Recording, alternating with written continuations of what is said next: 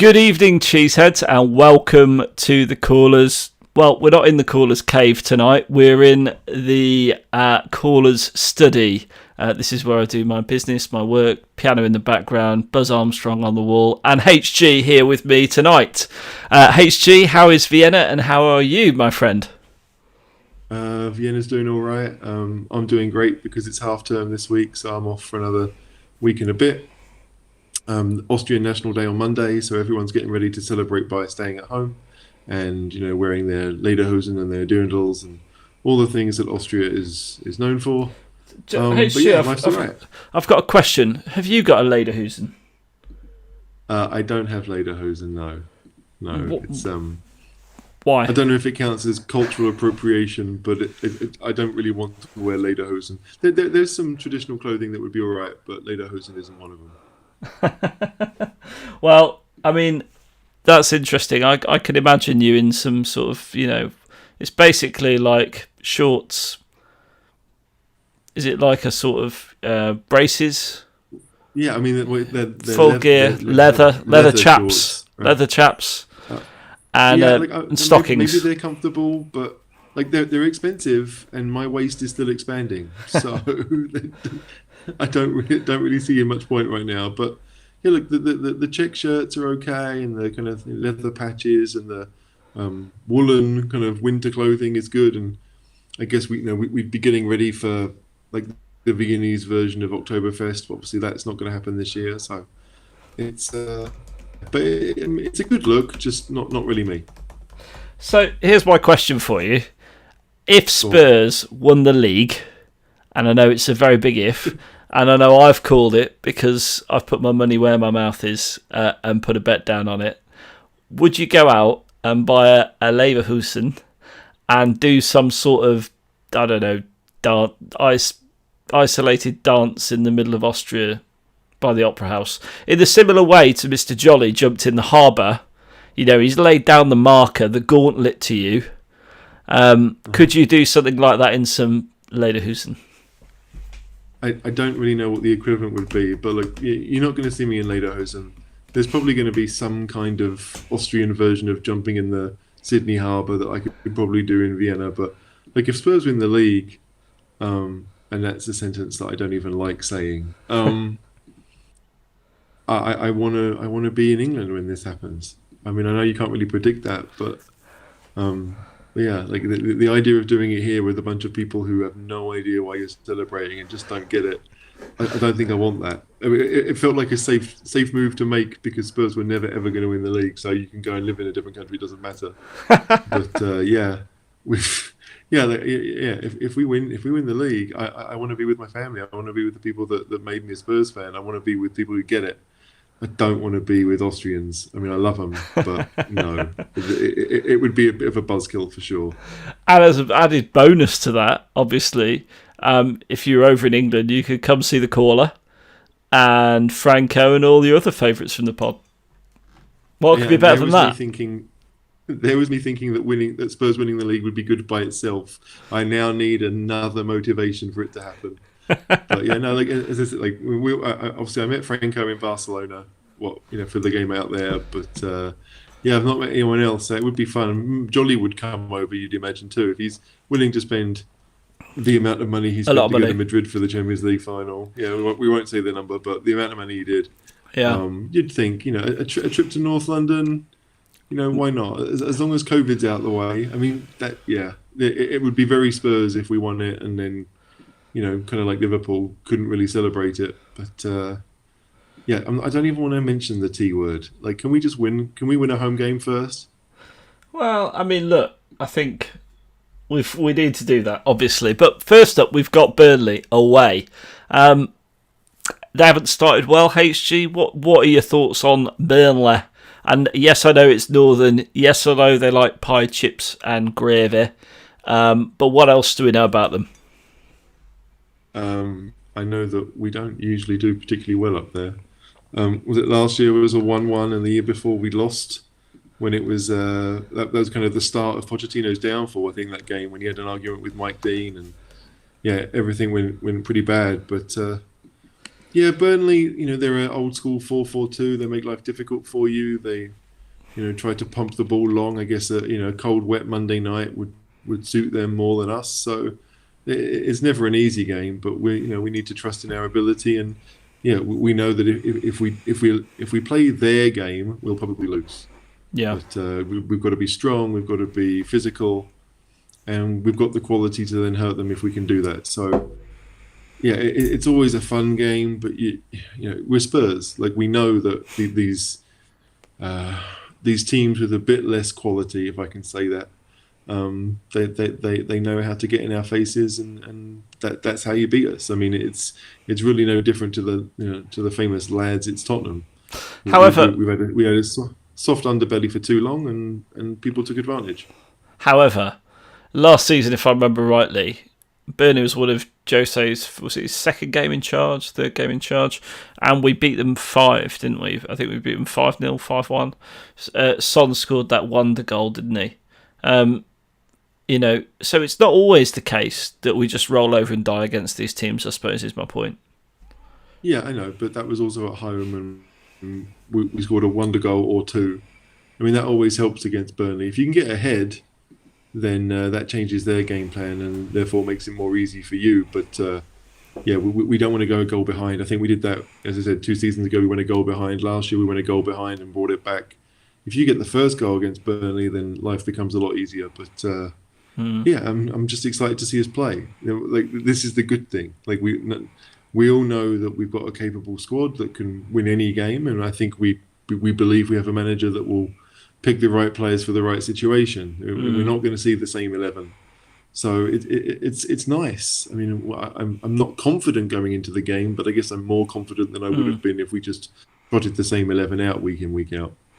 Yeah, that's exactly how I feel. I'm kind of like, I'm confident that we're going to win every game this season. And I'll tell you what's interesting. So you've just seen Manchester United struggle today. And who else have we seen struggle? Chelsea, obviously. And Liverpool went behind to Sheffield United, so they're struggling. Who have I missed, HG? Help me out here. Man City drew. Man City drew with West Ham. Exactly. So it just, all of a sudden, that doesn't make our 3-3 look quite so bad, does it? Because we blitzed them. And had we had the concentration in the second half and maybe made the right substitutions and choices tactically, we'd have won that game quite easily. Doesn't that tell you that we're ahead of where we were previously and competing with some of these teams? It's nice to know that West Ham won't roll over and die against every team rather than just Tottenham each year. But again, 3-0 up with 8 minutes to go, the game's over. The game should have been won. So it feels like a better result because City were also hurt by West Ham. And obviously West Ham have had a pretty tough start to the season because I think they've played Arsenal, they've got Liverpool next, I think. So, if West Ham can take their usual good early season form and hurt everyone, then it doesn't hurt us too much. But, we know they'll drop away because they usually do. And I just want to focus on us. Like, it's great to watch other teams, fail to win. But we should have won 3-0 up. We were very unfortunate to not beat Newcastle because it was a stupid penalty. We just need to get those victories because, as we see this season, I feel like with the amount of victories that are happening, it doesn't matter losing a couple if you win. It's the old adage of I'd rather win 2 and lose 1 than draw 3. Do you know what I mean? Like you get 3 more points. You may be unbeaten if you draw all 3, but points are what matters. And so if we can. It's like, what was it, 2 seasons ago when we won 20 of our first 26 games with no draws. Like we had an outside shot at the title because we'd done that. It didn't matter that we'd lost 6 games. It just, what mattered more was that we weren't drawing, and that's what we need to get to because there have been so few draws so far this season that we need to get a home win. I mean that's the major thing. I know we've got Burnley away, but whoever the home game after that is, maybe Brighton, I think. Yeah. We need to make sure we get those 3 points because home games seem to be, if you can win them, they'll be much more valuable this season.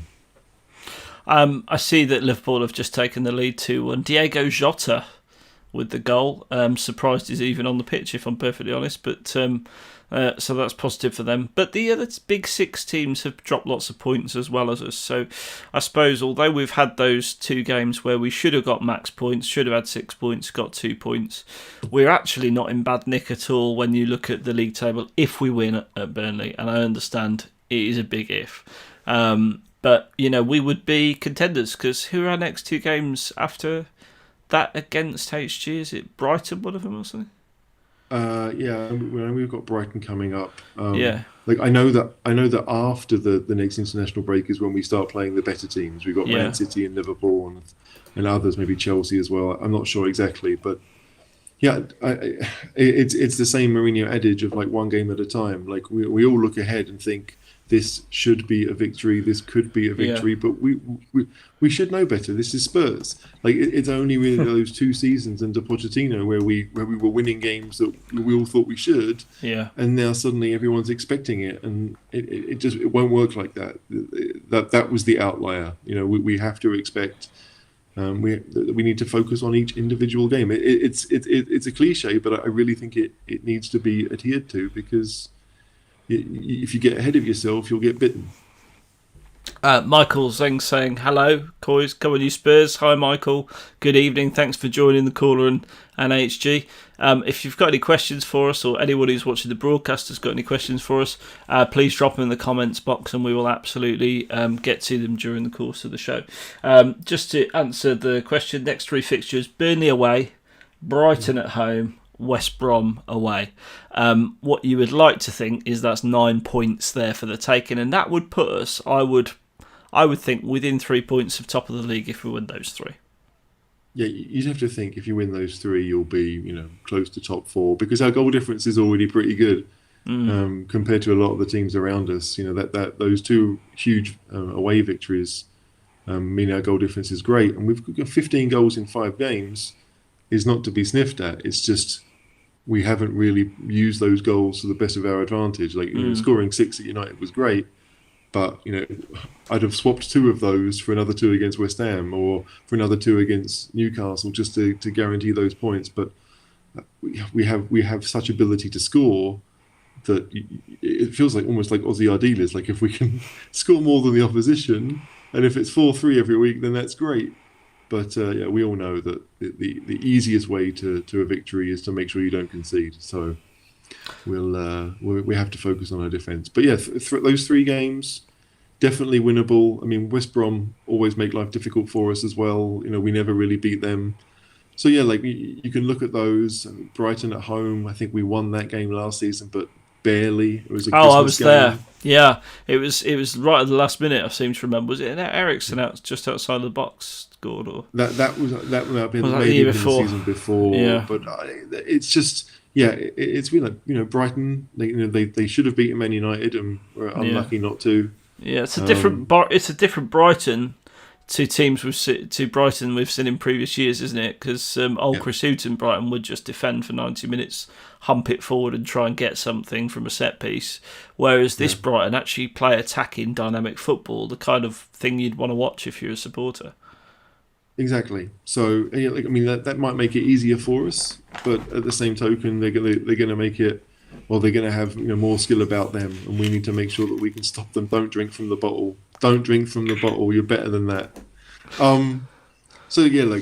Burnley. That's the only game that matters. I'm just proving that if my mic's picking this up, it's not me taking a leak under the table. It is indeed me pouring some beautiful Villa Maria wine, New Zealand. Very nice. If anyone's watching from New Zealand, your wine is excellent. Thank you very much.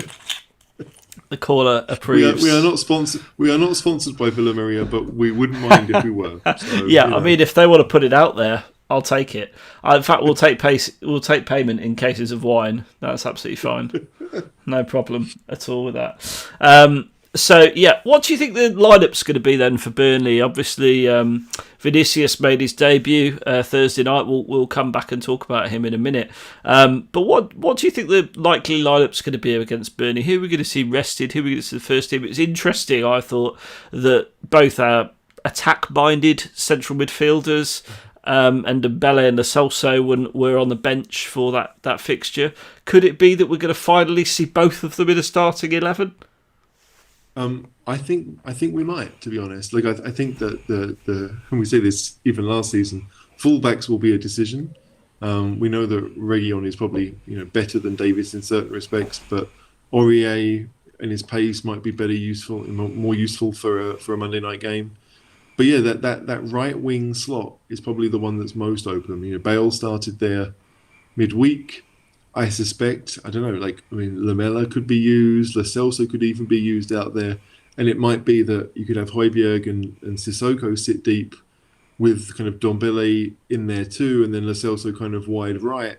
So, yeah, it means that maybe Son and Kane are your only two full-on attackers, but you're going to be much more solid and you'll be able to push Lo Celso further forward. I think if Lo Celso played, then maybe Doherty might be better at right back because, again, he likes to go forward, and he and Lo Celso would probably work quite well together. But yeah, I suspect he's going to pick a physical side. Like, this is the game for Sissoko. Like, if the weather's bad, you're going to want some physicality in there. We all know his first touch isn't great, but when everyone's playing in the rain, it equalises things a little bit. And There's going to be sendings off if he's playing in the rain, I tell you. Yeah, I mean, like, again, we have to stay on our feet. We've got to do so many things, but I'd like to think Lo Celso will play. I don't know. I don't think it will be him and Dombele with Højbjerg. I think there will be another central midfielder in there. But Dombele has proven me wrong a couple of times because I didn't think he should start the West Ham game because I wasn't sure if he was going to be up for the challenge. But he was. I mean, he's so good on the ball that the West Ham, even if they tried to rattle him, couldn't really get near him. So he may well, have what it takes now to go anywhere in the league. But Burnley away is certainly, on a cold winter's evening. I don't know if it's winter in the UK right now, but if it's windy and rainy and that kind of northwest atmosphere, then yeah, you just don't know. But if he comes through that, then we're laughing. You have to ask Seb about that, not me, just for the record, because I'm clearly not northern. But I've got to say, it is raining tonight like cats and dogs. I think it's some sort of storm, Andrea or Brian or something. I don't know. They seem to all have a name these days. I feel like all I do when I watch the Premier League now, like if it's raining, it's not just drizzling; it's like torrential sideways rain. And like, granted, I realise that we have a different climate here in Austria. Like, we're certainly where I live. It's very flat. There's no mountains. There's no change in climate. During the day. But I can't remember the last time I saw like sideways rain. It's like usually like a massive thunderstorm where you see it, but randomly, just kind of a day of terrible rain. I can't remember the last time I saw it. So, yeah, let's just hope Monday night in Burnley is calm, right? We don't want the wind and rain. We'd like it to be more like the Tottenham Hotspur Stadium, where it's nice and protected, and so our players can do their thing. Which is our background. I'm loving our background tonight, HG. I've got to say, I miss that place so much. Can't wait to get home. I really can't. It's going to be great. You're saying there's a big cockle between our heads. So. There is a massive cock between our heads. It's an absolute fact. Yeah, I can't deny that. There you go. Some comments and questions. So one coming in here. Sorry if I say your name wrong. Do correct me on the pronunciation. Kastuba says, do you guys think Højbjerg, Gio and Tongi, I should say, will feature in the midfield together soon, or is Mourinho set on two defensive-minded and one floating midfielder, or is it down to Gio's injury? Love from India, well, love from the UK. Back to you. What do you think about that, HG? Do you think we're going to see Calder's dream midfield often this season? I think that because the wingers, we like to attack down the wings now with the wingers that we have, like the fullbacks go forward, that Mourinho will probably try and make the centre of the pitch much more solid than he might do normally. So I suspect that we could see those three, Højbjerg and Lo Celso and Dombele together. but I have a feel like Lo Celso would be the one who sits a bit further deep. Then, like it's weird because we all know that Dombele is much better, turning with the ball and maybe breaking through the lines. So maybe he and Højbjerg would sit deep, and Lo Celso would be a bit further forward. It's a good decision to have, because with Højbjerg being the kind of like a number six, a defensive midfielder who will sit, the other two, despite not being the most energetic box-to-box midfielders, they can do a bit of everything. So they're not going to be running around like Jordan Henderson. Not Harry Winks, please. Not Harry Winks. Not Harry Winks. Harry Winks is going to be first reserve, and I think that's fine. Like that's okay. But yeah, I don't think Winks is in our best 11, and so I don't know. Like, I think Mourinho, in a perfect world, would have one defensive-minded midfielder and two that are happy to sit and are happy further forward. Because I think we all know that those three is probably the best combination in midfield that we have. And Lo Celso's injury hasn't really allowed that to happen. But like it won't happen in every game. Like I think it's more likely to happen in a home game than it is away from home. But it enables that. I think that the biggest reason is because Mourinho sees the attacking strength coming down the flanks. And so for that reason, we will have to see a slightly more defensive spine than we're used to under Pochettino. Yeah, maybe. I mean, for my two penneth worth, I think that we're always going to mainly play with two pivots and one sort of attack-minded midfielder, to answer your question. Maybe, as HG says, it's going to be about picking the opposition we play, but I think, in general terms, I think Mourinho is cautious, overly cautious sometimes, and will always do that. Although, what do I know? Certainly away from home. I mean, this is it. Away from home, like I think that Man United midfield, we had, what was it, Højbjerg, Dombele and Sissoko. And I thought that was pretty defensive, and we go and win 6-1. So, like, I mean, obviously, Man United I say this, they have maybe better players. They're not a better team than other teams will play. But Mourinho will choose wisely, I'm sure. And just on the back of that, Michael says, I hope we can see Højbjerg with Gio and Tongi for the next 3 matches. We should go on the offensive against the lesser teams. Yeah, it's difficult though. Lesser teams. I don't think there's any lesser teams in the league this season. Certainly, results haven't shown that. It's been a bit of a slog for every Big Six team, hasn't it, so far?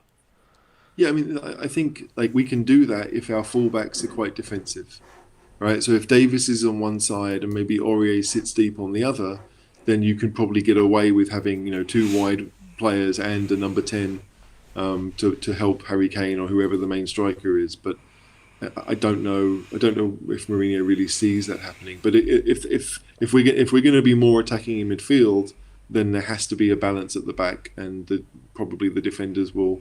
I mean, we may even go 3 at the back on some occasions, because if you do that, then you could probably go 3-4-3, and that would work too. But Mourinho has so many options. It's just so nice after having a really good team under Pochettino, but we all could basically pick the same 11 each week. We knew it was either going to be like 11 out of 12 or 13 players. This time. Mourinho has the decision to make, but he's got experience of rotating, and he's got experience of keeping players fresh and winning more than one trophy a season, not just focusing on one. So again, I don't want to get ahead of myself, but we're in a very good position. We're going to win a trophy. Potential. Huh? But we're going to win a trophy. Look, we have a very good chance with the League Cup already. Quarter-final away at Stoke. Rainy day. And you've got. Yeah, well, true. A December game in Stoke. But still, you'd rather face them than any of the other big teams that are in it. Then you're only one game from the final. I mean, we've already thrashed Man United this season. I'm not scared of Arsenal. Do you know what I mean? Like, there are teams that we know are good, but Mourinho has that big game mentality, and he's proven it. So we're in a good position to do some damage trophy-wise this season. I don't know if a League Cup would sate the fans a little bit, but we can win all 4. I mean, that is what it's down to. We can win all 4 competitions that we're in, and I think Mourinho is planning on doing that. I mean, that's what he wants to do. He's not focused on one bit more than the others or do more than the others. Like, each game receives his attention, but he just wants the players to focus on every game at a time. Mm. Okay, good. Well, a question from Facebook, HG, and this one is for you. So I'll pitch this to you. HG, and I quote, HG said he wanted Bale to play wider. Would you like to have seen him swap with Lamela and play in the centre? Would you like to see him swap with Lamela and play in the centre, I should say? I don't mind having Bale play in the centre. I mean, that's what AVB did with him. He was much more in the centre of that team with kind of inverted wingers. I think it sounds crazy to say this now, but maybe Sigurdsson on one side and Townsend on the other was a lot of that team. But I like the idea of stretching our opponents. You know, I want the midfielders to have some space to work in. I like traditional wingers that play on their natural side. So if Bale was to play in the middle, then I'd like to see, you know, Son on one side and maybe Lucas on the other, or someone that is capable of staying wide. What I don't want, and I see this from Bergwijn a lot. I know that people say that Bergwijn is better on the left, but I don't like that he cuts in all the time. Yeah. I would much rather see him play on the right hand side where he's more likely to stay wide. We saw that against I think Man United in at the end of last season when he scored. He started wide on the right and then cut inside and did Maguire for pace completely. You think about the Aston Villa game before COVID happened. He won a penalty by running down the right hand side as well against. I think Engels came in with the challenge.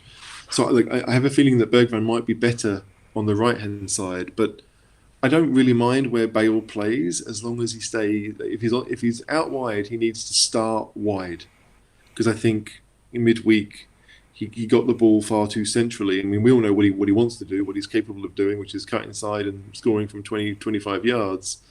But I think that starting position needs to be further wide.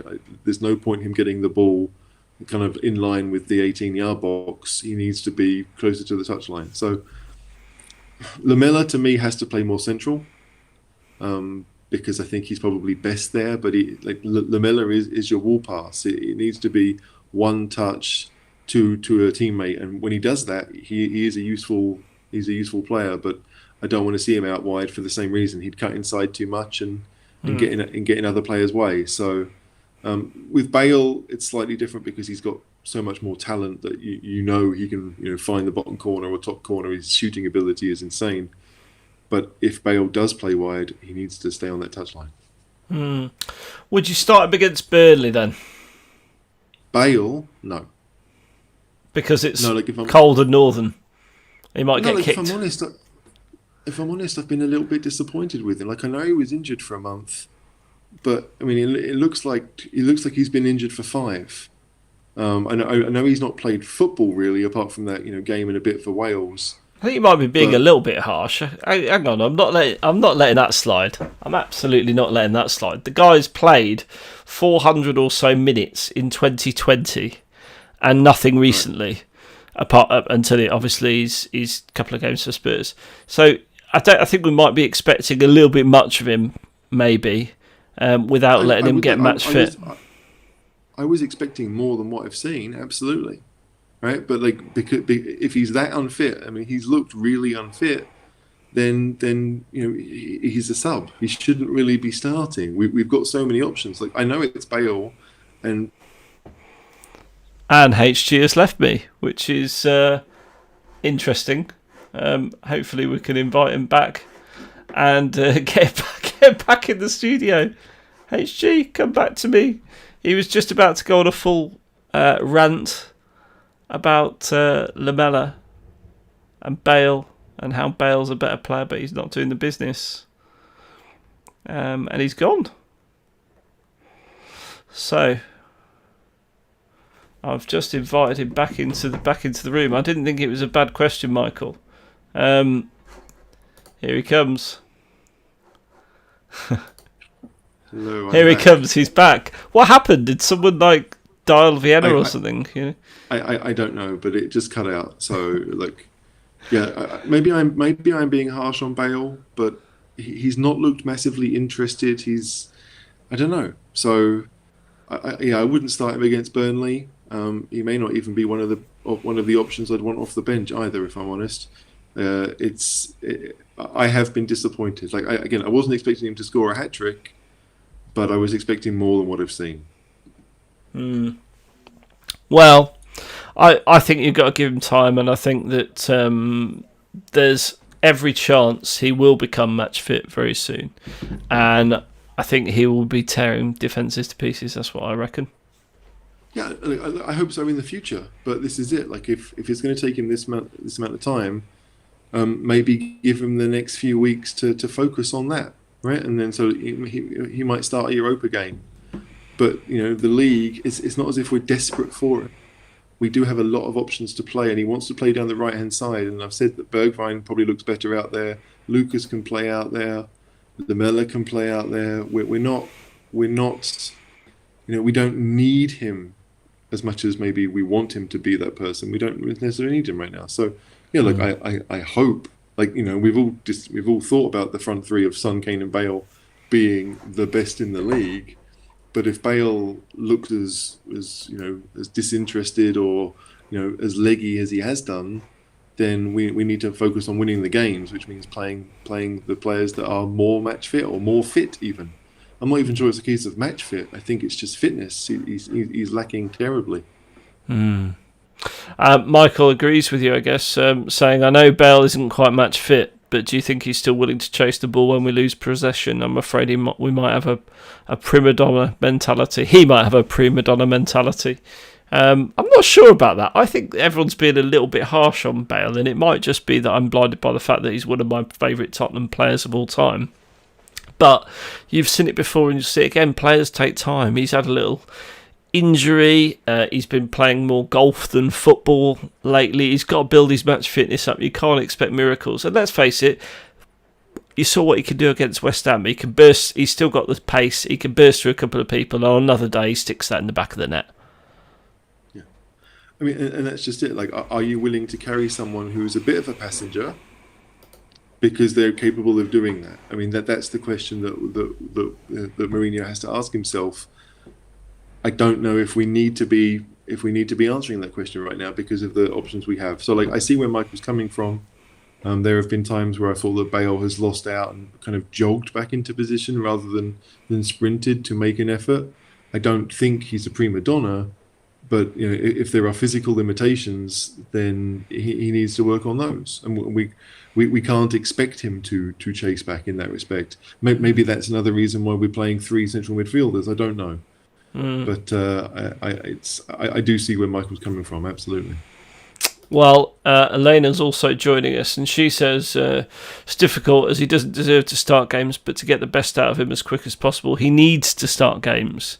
And that's the paradox, isn't it? What do you do with a problem like Bale? What I would say is it's a nice problem to have, isn't it? World class player on your the edge of the team, as so to speak. If we were desperate to get him fit, then you'd have him do it. But that's just it.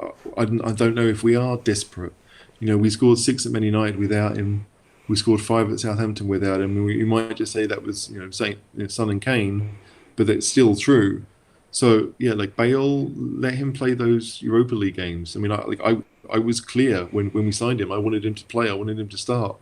But now, I've changed my mind based on what I've seen. So.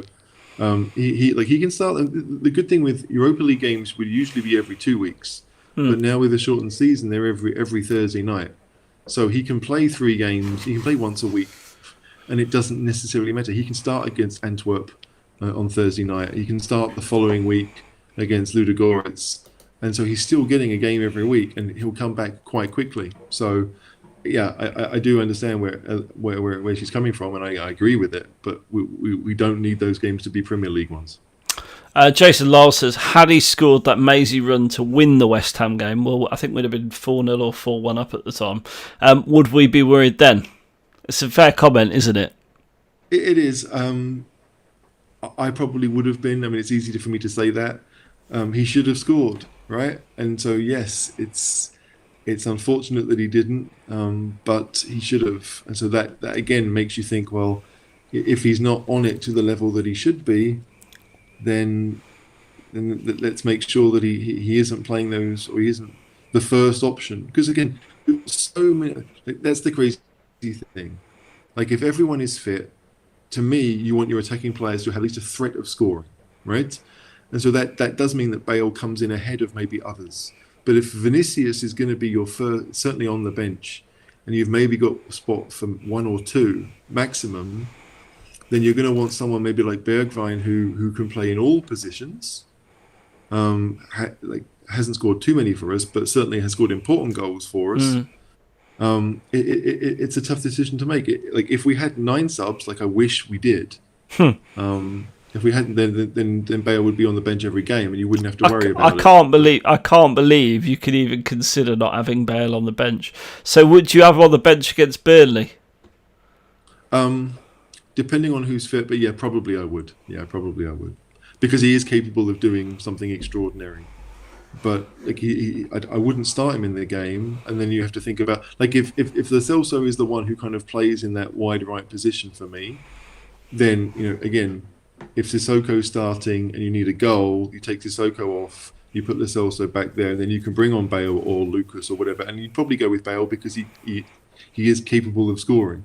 Okay, but it's a tough choice. It is a tough choice. Lee Fraser says, hello chaps. Hi Lee, thanks for watching. I'm all for Bale building fitness and confidence in Europe. Me too, Lee, but I'm also for him building confidence against Burnley. Let's stick it up the Northerners, the real Northerners, people like Seb, not like me.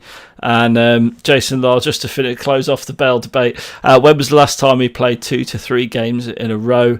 My guess was it's well over a year. It was always going to take time. Absolutely, Jason, you are the voice of reason in this debate, and absolutely, in the caller's opinion, it will take time. It's going to take time. He's a world-class player. Kane.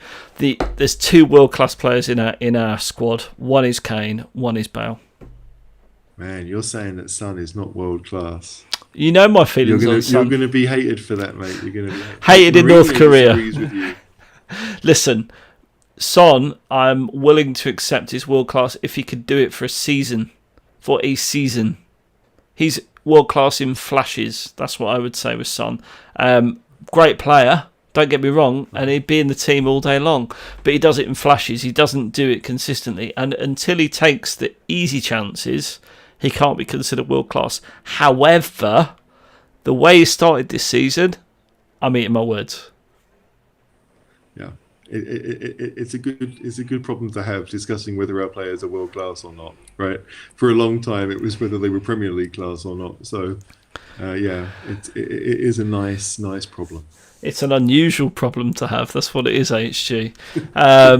Question coming in from Paulo Souza.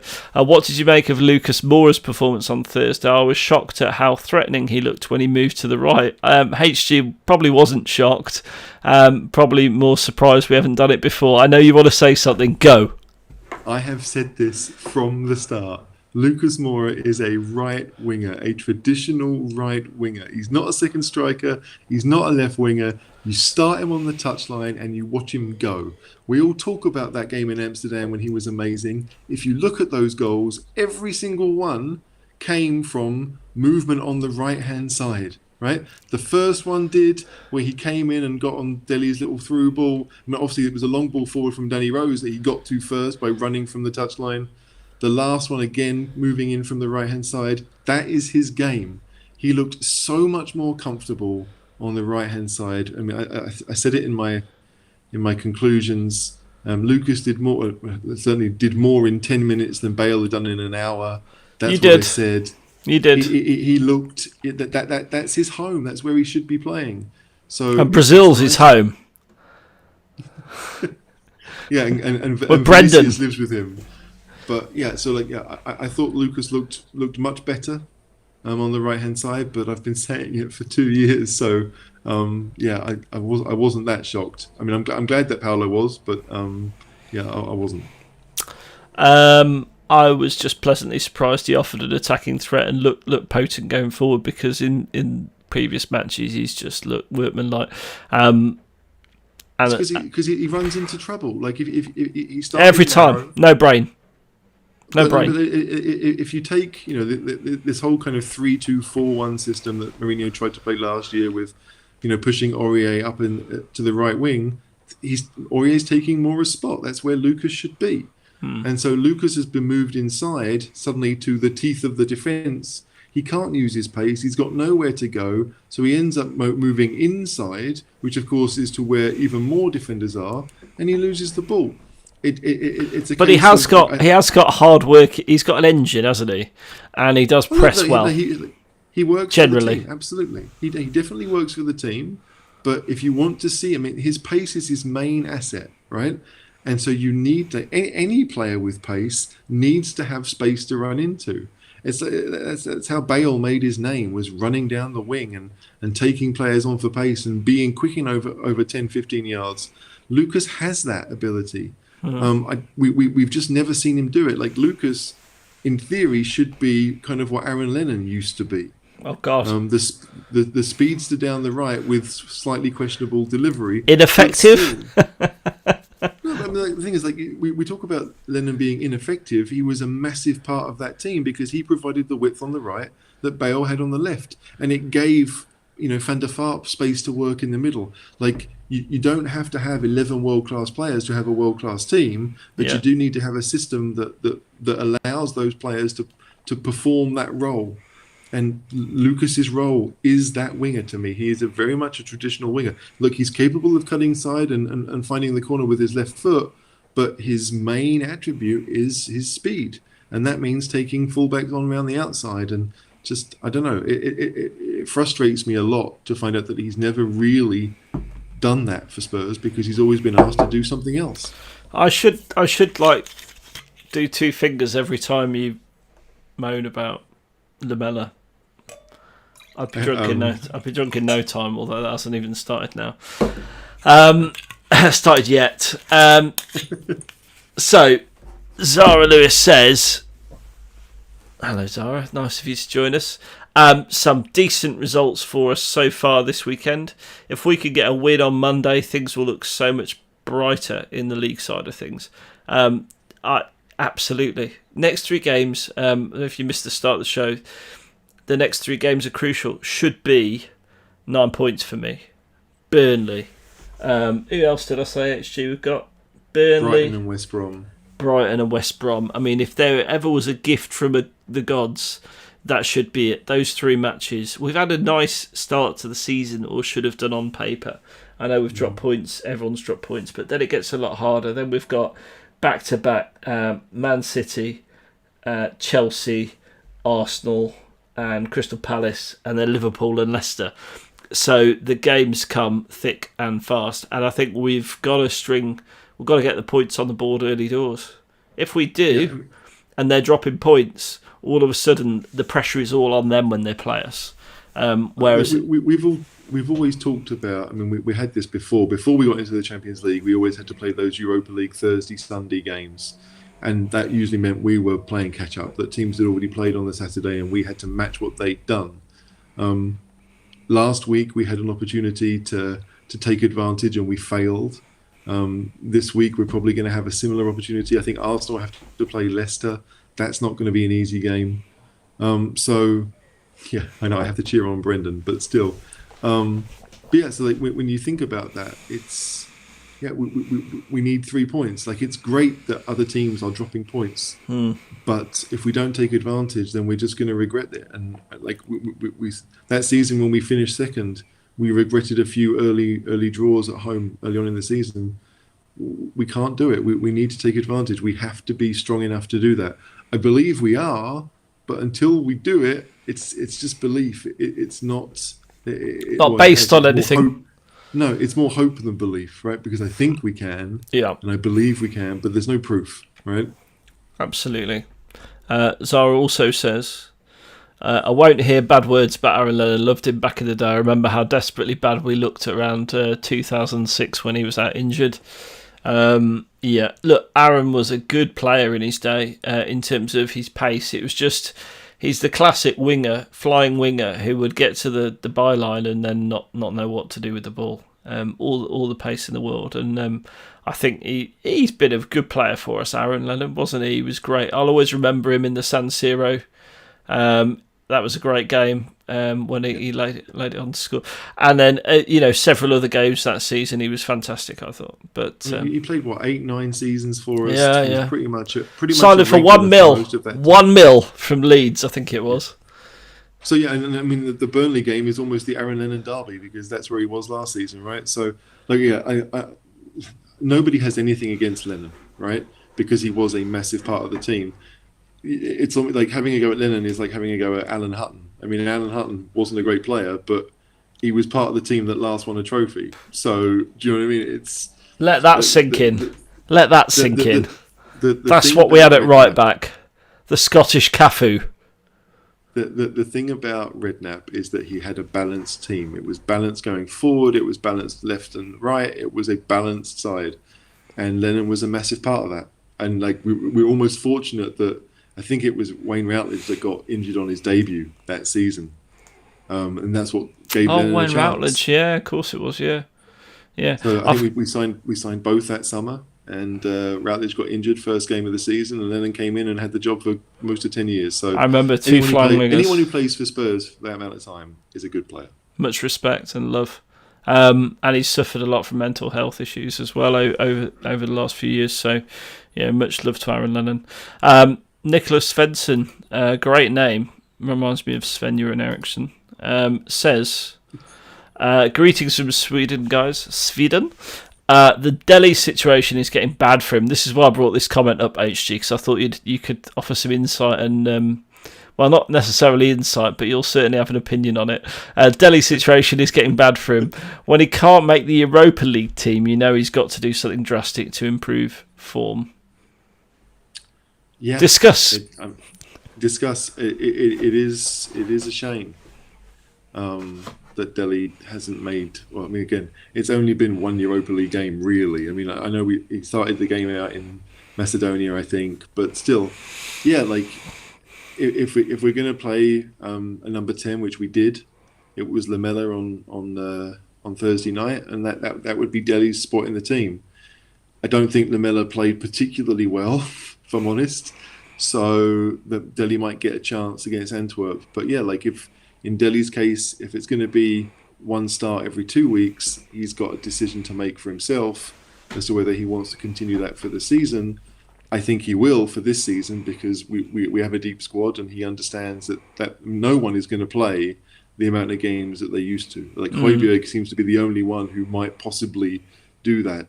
He's pivotal, isn't he, HG? He's pivotal. Even with that head injury, he didn't go off in the Europa League where you thought, well, it's probably an easy victory for us, so we might take him off and spare his blood. But he seems to be really pivotal to the way Jose wants to play. The worry is, I suppose, there is no one that can do what he does within our squad, so there's almost no backup for him since we sent Skip out on loan. In this case, yes. I mean, I agree, but yeah, like I don't know. It's tough for Delhi, but I think it's tough for anyone. Like Bergwijn, I mean, he started the first league game, or not the first league game, but the one after Bale showed up. He started surprising. I forget who we played now. Who did we play last in the league? Oh, it was West Ham. He started the West Ham game, and I think people were surprised. But then he didn't come on in midweek. I don't think he's going to start. At least I wouldn't start him at Burnley. So yeah, like there are lots of players in that situation. Delhi seems to be a bit lower down the pecking order than others, but I would like to think there's a spot for him. Delhi just needs to take that chance when it comes. I mean, that's just it. And I think every player in that situation. Like, I mean, we talk about taking a chance. Like, you get one game and you've been picked for a certain role. You need to then perform. It's not going to be that you perform in that role and you're going to get to play it next game because you may not be used. You may not be wanted to be used in this. We're not trying, again, we talked about this earlier, we're not trying to make a best 13, 14, 15 players.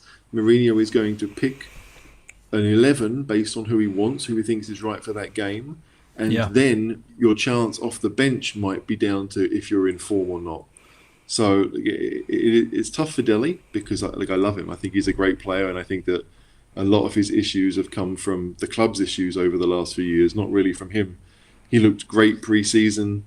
He got 45 minutes against Everton, and since then he's been on the outs. It's tough.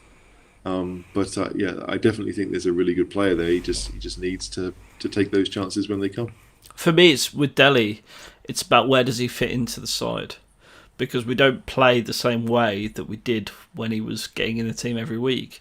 You know, the front three picks themselves. The three midfielders pick themselves. For me, the centre backs are quite an easy choice. They don't pick themselves, because then you'd be playing the same players every week, and we won't. True, but it's the same system. The problem is with Delhi is he's not a CM, and we play with CMs. Yeah, unless you're going to change the system. Sure. So he ain't getting in the midfield. So you either play him then off the forward, which is where he likes to play as sort of a false nine. Would you say? Probably. Mm-hmm. Yeah, I mean, not a false nine, but just like a second striker. Like if it was the old Arsenal 4-4-2 when it was Henry and Bergkamp, Ali would be the Bergkamp. He's not as creative as him, but that would be the position. He'd be a second striker. Like I think that for Delhi, to me, Mourinho did like that whole 3-2-4-1 system. And that, I think, would suit Delhi, because he'd be one of the two behind the central striker, most likely on the left-hand side of that double act. So, I think in Mourinho world, that left winger would be a left footer. I'd like to go there. Yeah, quite Mourinho world. But you take those four attacking midfielders that would be behind Kane. You would have your left-sided player would hug that touchline. Your right-sided fullback or player would hug that touchline, and then you'd have two AMs behind Kane, and that could be Lo Celso cutting in from the right and Delhi cutting in from the left, and I think it would work. But again, you have to have the team that suits that. You have to. Davies almost has to play left back for that to happen, because then he'd be a left-sided centre back in the three. So he doesn't fit many systems. That is Delhi's problem. A lot of the players do fit more than one go, and for Delhi, it doesn't really happen. But that doesn't mean we can't get the best out of him. And he's still a really good player. I don't want us to sell him. I think if we sell him at some point, he'll go to a team that will end up hurting us. It's a strange dilemma, because we all know he's worth quite. And then he'll kiss the badge, and it'll be a disaster. No, Delhi could go to Liverpool. I believe it. I really do. Firmino is 29 now.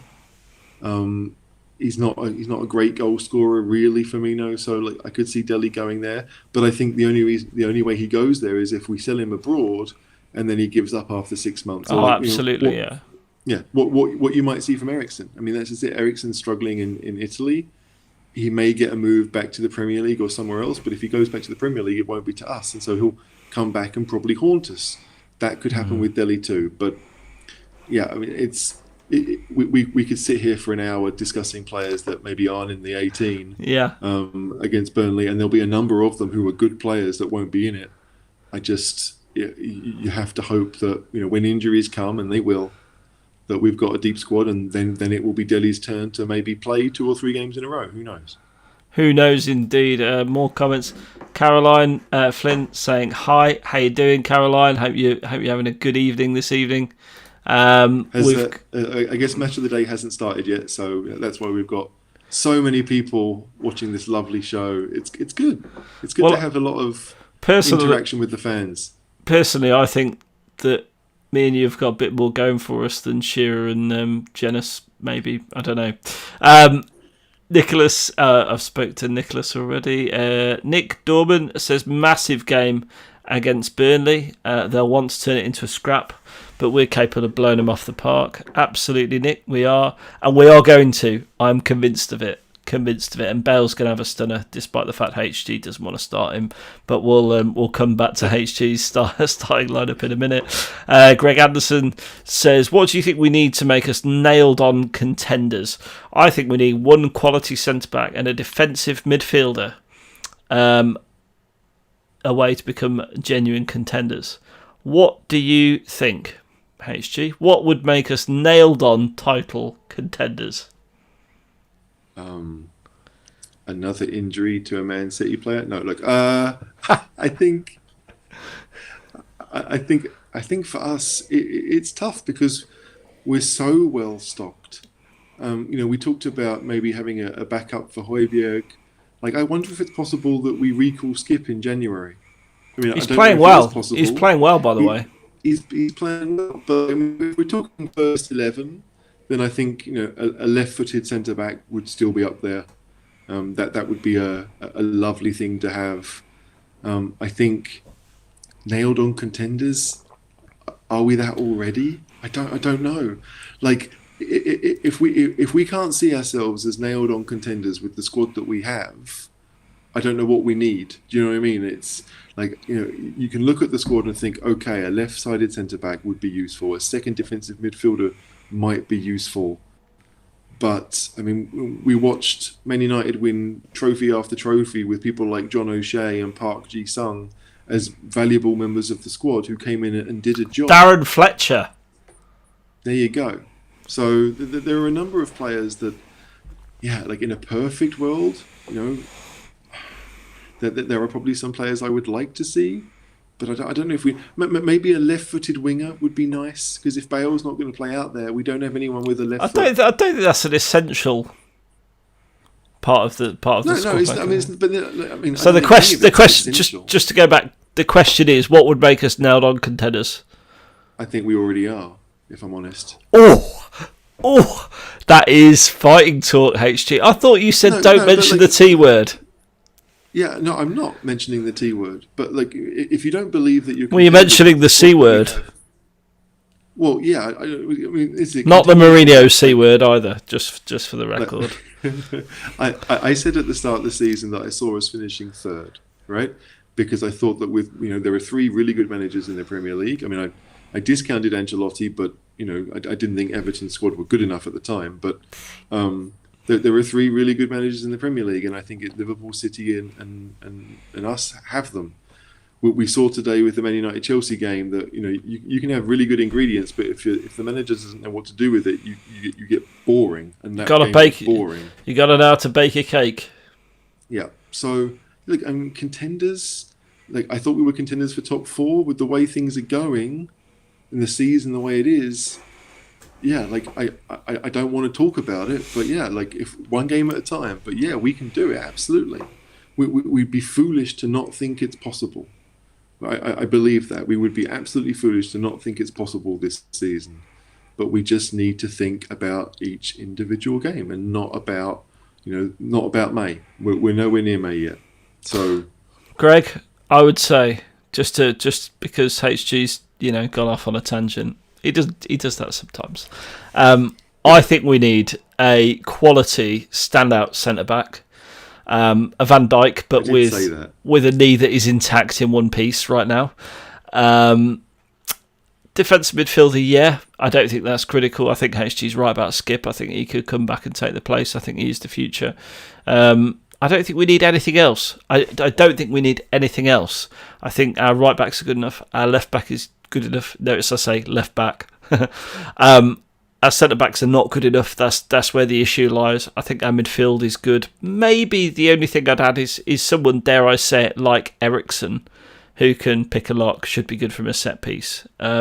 Forward line, no issues. Loads of depth. If anything, we've got too many players. So I think for me, the only piece that means we're more contenders than we already are, and by the way, I've put a bet on us winning the league. I'm convinced it's going to happen this year when the year ends in one. Stop talking about it. Stop talking about it. Yeah, but if I'm right about this, then you're never going to hear the end of it.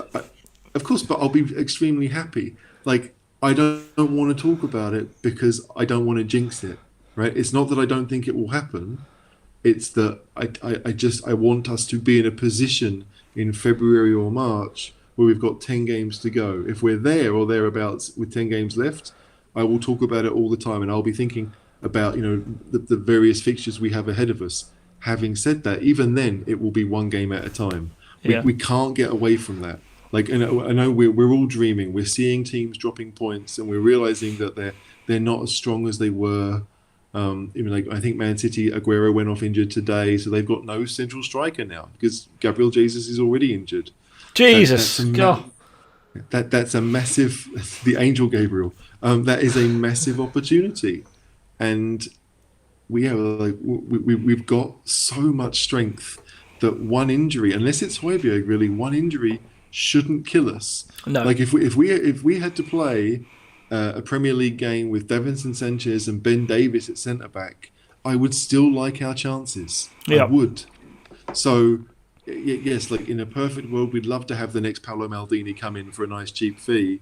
We don't know what this Rodon kid's going to be like. He may well turn out to be, that person. I just don't know. But nailed on contenders. We should see ourselves as that already, frankly. I mean, I'm gonna put this question up, and I'm gonna skip past it quick. You can see it, HG, can't you? I mean, I might not even ask you because I know what you're gonna say. Go on, HG. Who's Deadwood for you? And my answer to this question has been the same for the last 2.5 years. Harry Kane, right? Yeah. Oh, yeah. We need to sell him to fund our new purchase. No. To me, given the strength of the squad, given the fact that some of our squad players are getting on. Come on. I'm looking at Sissoko. I'm looking at Lamella. Oh, there's a shot. There it is. There it is. You want to ditch Coco. I can't believe you want to ditch Coco. He's... What do you mean you can't believe it? I've said it for 4 seasons? I didn't think you were serious. I've never thought he was good enough. Ever. I know. Back at 4 or 5 years ago when it was I'd have picked Chadley every game over him. Chadley is a better. Chadley's not a better player. He's not a better player. He's not a better player than me. He's definitely not a better player than Lamella. Wake me up before you go, Co. Who needs Sissoko when you've got Coco? Yeah, and no one wants either of those players, which is why they're still at Spurs. But I see them. I do see them as Deadwood. I think everyone else isn't because we've got a young squad still. I mean, yes, Eriksen has left and Walker has gone, but none of our players are really old. I mean, the only outfield player we've got over 30 is Toby and Sissoko. I think that's it. It's not many. We're set for a few years, but we've got such a deep squad. I mean, if Vinicius does sign permanently, that's 40 million we've got to find somewhere. I'm sure we've got that down the back of the sofa, HG. I'm sure that won't be a worry. It's possible, of course, but it's still... I don't know, but if you're not playing regular... if you're not starting in the best team... Because, Sissoko and Lamella will probably play quite a lot this season. But I would still rather sell those two than someone like Dele, who may well play less than them this season. Dele might be unused wood, but I don't think he's dead. Yes. So, my Deadwood, to answer the question, we know who HG's was. We didn't even need to ask the question who HG thought it was. I'm consistent. You're consistent. Harry Winks would be for me. If he wasn't homegrown, he wouldn't be anywhere near the starting 11 or the bench or the reserves or anything. He is a liability in action. And I know I'll probably get a lot of hatred for that, but that's my view on it. So I would, if that rumour was ever true that Manchester City offered 40 million for Harry Winks, I'll drive him to Mankland myself. There you go. Caroline says we will smash it Monday. Not sure whether you mean the bottle, Caroline, or Burnley, but hopefully Burnley. Hopefully we do. No, we will do. Of course we do. Of course we will. We'll come on to predictions in a minute. Michael says we need a change in mentality. We always follow up on incredible victories with a disappointing result the following week. Yeah, we do. However, Mourinho's going to bring that, I think. It's interesting, right? If you'd have said to me at the start of the season, what have we won 2, drawn 2, lost 1, right? If we'd have lost against Man United away, people would have thought, okay, that happens. Had those 2 draws been the Everton home game, or even the West Ham home game, but the Southampton away game, people would think, okay, they're difficult games. The thing that Spurs have done this season is we've taken those away games and won comfortably, and so it makes the home issues seem much more ridiculous. But had those results happened in different games, we might be feeling a bit happier about where we are. Those Man United and Southampton games we lost last season, right? So we're up 6 points on that. The West Ham game, okay, we won. The Newcastle game, we lost last year.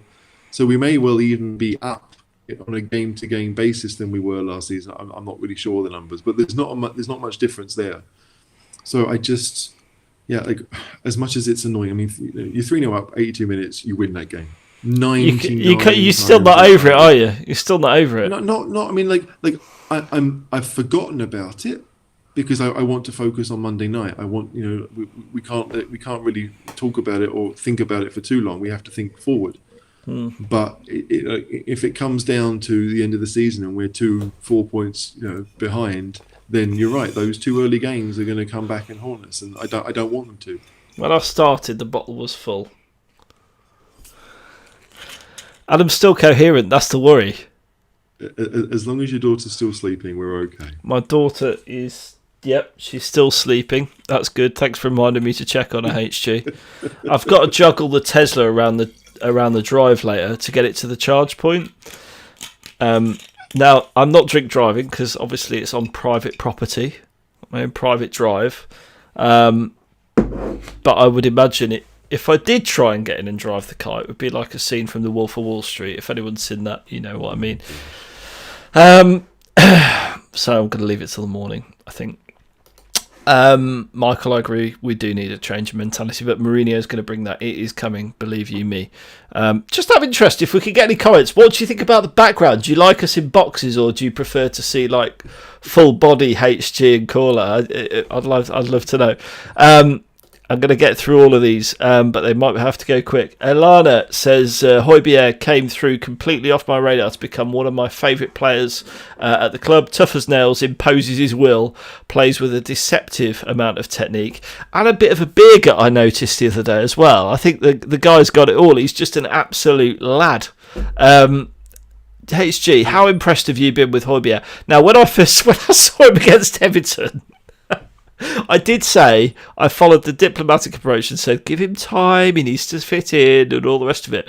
Inside, I'm thinking, oh my God, he is awful. HG, was that your first impression? What do you think of him now? I mean, like, I could sit here and be like, no, I've always liked him. And whether you believe that or not, I can't say. But the thing with Højbjerg is that when he signed for Southampton, like I watched him play for Bayern, so I knew he was a good player, right? You don't play for Bayern at 17 or 18 if you're not a very good player. And when he went to Southampton, I was surprised because I thought that he would really make it at Bayern. Yeah. It turned out later on, I didn't know at the time, but his dad had passed away. He'd had a pretty rough time out on loan at a couple of German clubs and just felt maybe a change of scenery was what he needed. So it worked really well for Southampton. But like Guardiola, when he was in charge of Bayern, was like, Højbjerg is my Busquets. This is the guy that I'm going to base my midfield around. Because he was so young, he probably went out and bought Thiago, and Thiago became that person. But I could imagine Højbjerg playing with Thiago in that Bayern Munich team. Like I think he would have fit perfectly. So if Guardiola says at 17 he sees something in someone, and we get them at 25, and we're going to get them in for the prime of their career, it's an amazing coup for the club. And I don't think he'd have come to us if we didn't have Mourinho. Like he's a bastard. He's a bastard, isn't he? Like he understands. I think that there's a winning mentality that he's had since he was a kid. That's probably what got him. I mean, let's face it. That winning mentality probably wasn't all there at Southampton, was it? No, but the mentality might be there. But mentality can only help you if you've got the talent. If you don't have the talent, mentality doesn't really affect much, right? I think at any kind of elite level of a team sport, producing when it matters most is what makes you a fantastic team or a fantastic player, and you need to have the mentality to do that. You can't just be, when things are going well, then I look great. You have to be someone who says, no, I'm going to gut it out. Now that feels weird to say when we threw away a 3-goal lead just 6 days ago, but like Højbjerg has what it takes. We did really well to get him, and he's not the captain, but he's certainly one of the leaders of the squad already. I think we've talked about it on the pod before. He speaks obviously Danish, but German, French, English, and so he can kind He of comes from Copenhagen. He likes Danish bacon. that too. Yes, and apparently apparently he's got very thick thighs to hold up something else. But I don't know. I just Adequate size. allegedly more than Who's he, alleged? he gave. Who's Well, alleged that? he gave an interview, I Right. think, to a Danish paper a couple of seasons So ago. hang on. So it's self-proclaimed. I'm hung like a Yeah. horse. No, I don't know. I don't know like about him even horse. more. I like him I even don't know about more. horse, but he talked about having like big thighs, big bum, big, and left it like that. Tongue. Maybe, who knows? Big middle finger. I don't really know. But like Højbjerg is just whatever it is that you want to have from an intelligent sea. It appears that Højbjerg is that person. So we are very lucky to have him. Good stuff.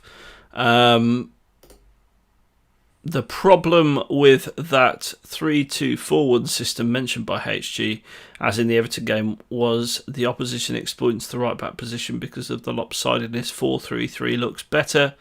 PS, my nickname, KT just liked HG. There you go.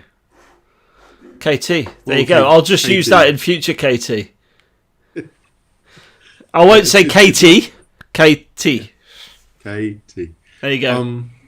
Yeah, they can take advantage of it, absolutely, because your centre halves need to shift across, and if they're not good at it, or they don't do it or you ask maybe a defensive midfielder to shift across and cover him, then there's an issue. But like, I think we see that a lot of the more successful teams in the Premier League try to attack with five. Liverpool do it; they have their fullbacks as their wingers, with Mane and Salah inside and Firmino kind of dropping deep, maybe to do what Kane has been doing recently. I think Man City have tried it because they like to have the two number eights. It used to be David Silva and De Bruyne, but they would move forward into attacking areas, and then you'd have Sterling on one side and Mahrez or Bernardo Silva on the other. So like the question is, if you do that well enough, then you don't really need to have great defenders, because all they're doing really is mopping up the ball as your opponent is just hooving it long to try and relieve some pressure.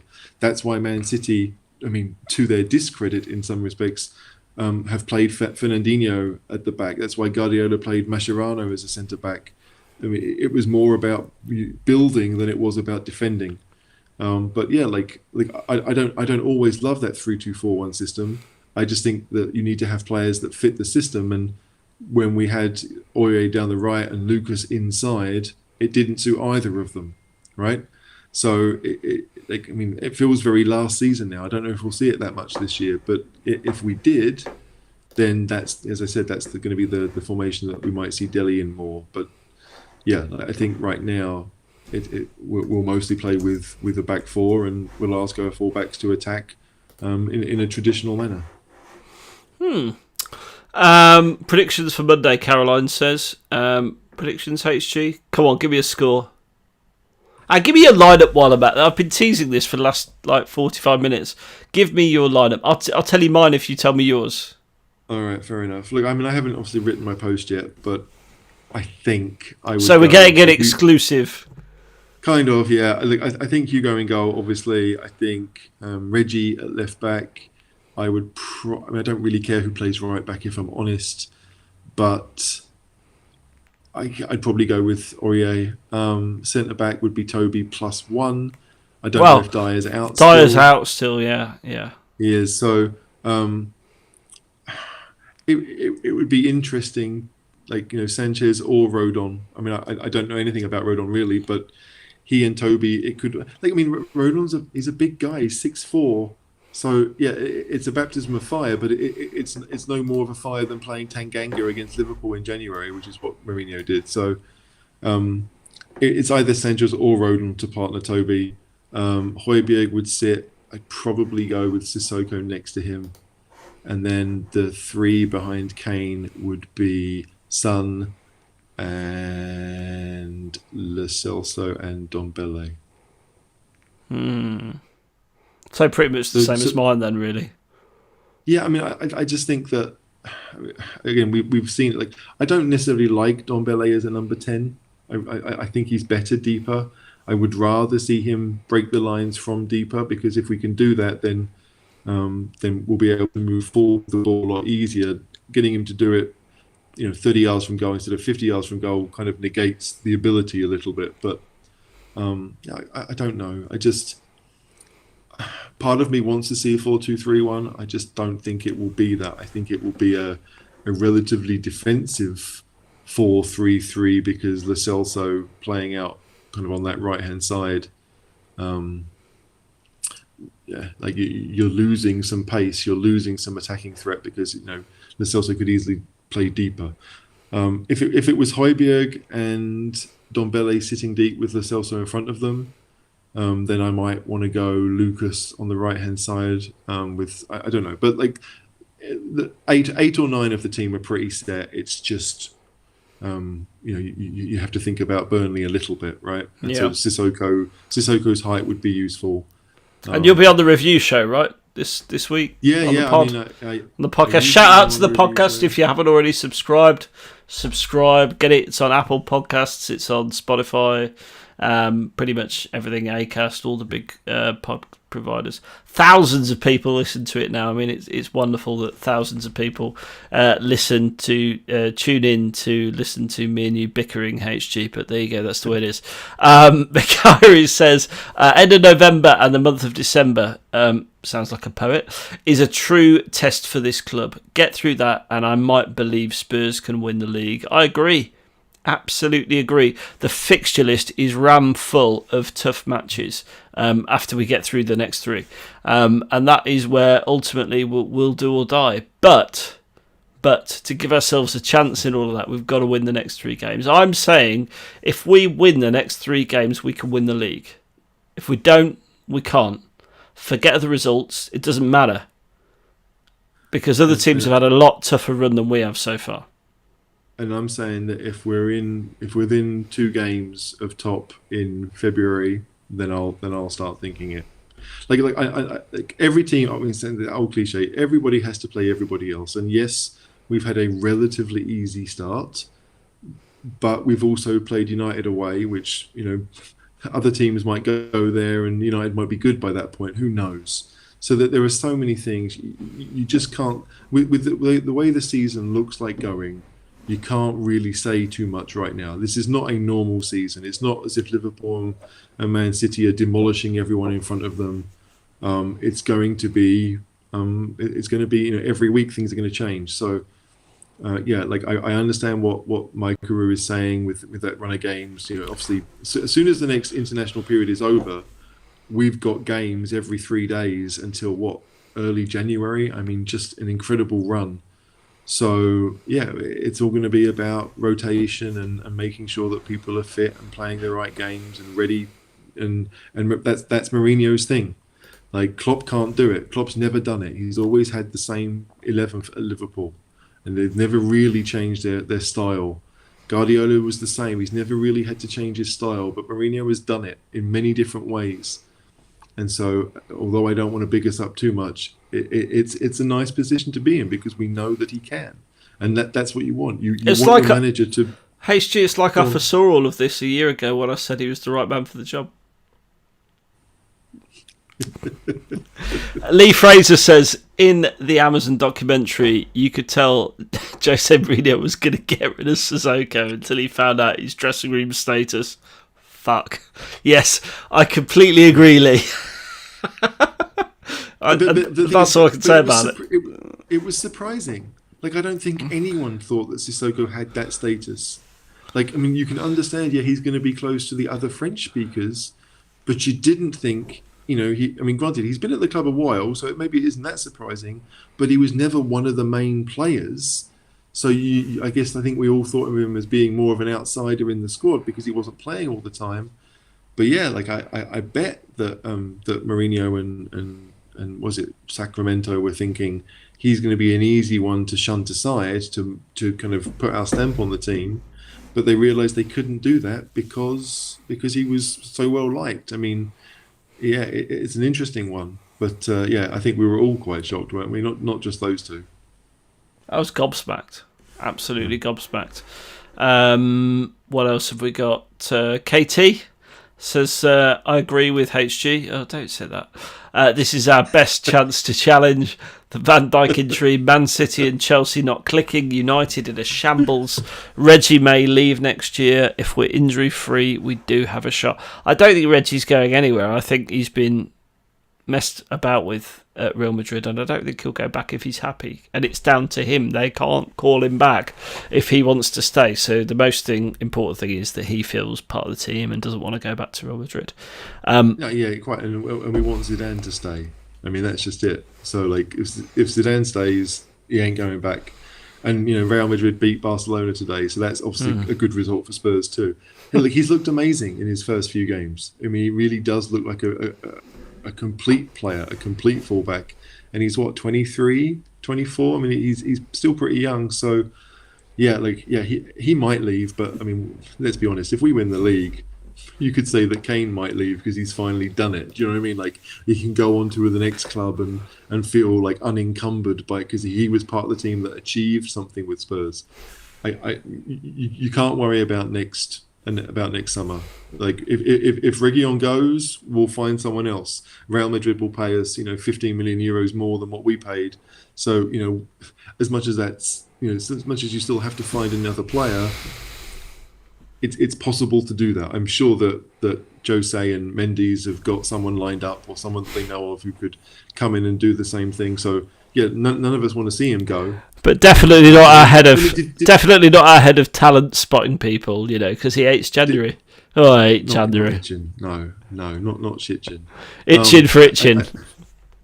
I think that he's making all the right noises, Reguilon. Like, I mean, I don't know if you saw the picture. Maybe it was Instagram or something.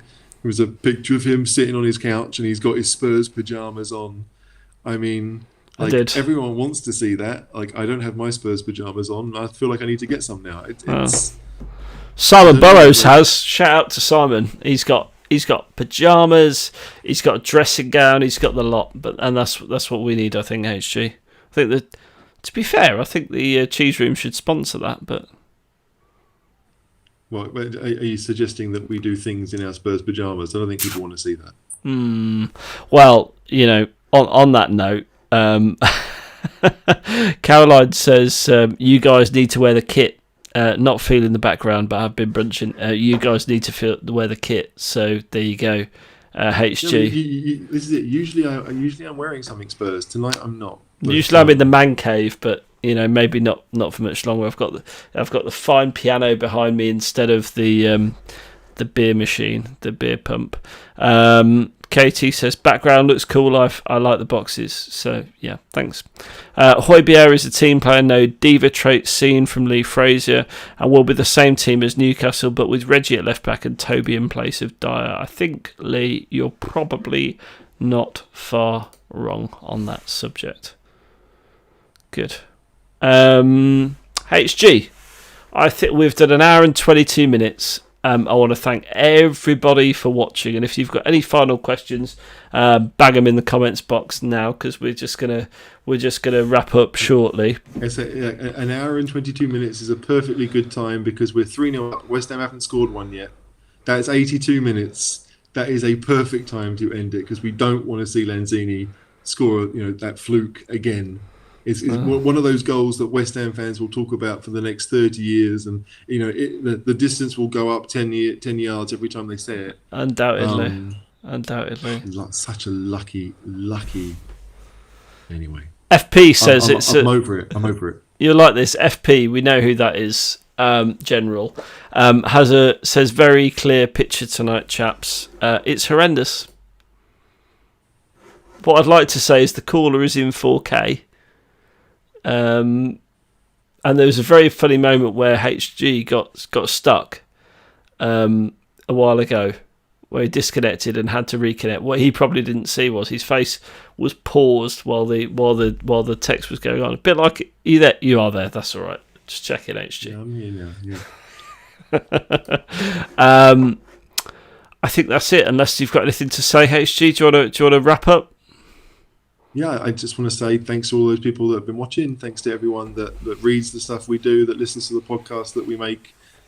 We love Spurs, and so it's nice to know that there are other people out there who love them just as much as we do. Have a great rest of the weekend, and get yourself ready for Monday night. But yeah, it's always good this kind of stuff. What football have we got on tomorrow? Who's playing tomorrow? Arsenal. That's about all I know. I couldn't care less. Like, it's Arsenal versus Leicester, I think. I mean, that's an important game for us. We want a draw there, do we? Or is it just always Arsenal lose? Kind of. I mean, I don't like Leicester, but if there's one game I don't mind them winning, this is it. So I don't. I care about Monday night. I care about us. What happens tomorrow? It affects people's watching. Maybe no one wants to watch another 0-0 draw like today's Man United game. But yeah, I couldn't tell you. I really couldn't tell you. Well, I can tell you because I've got it right here. So tomorrow it is Southampton Everton. Okay.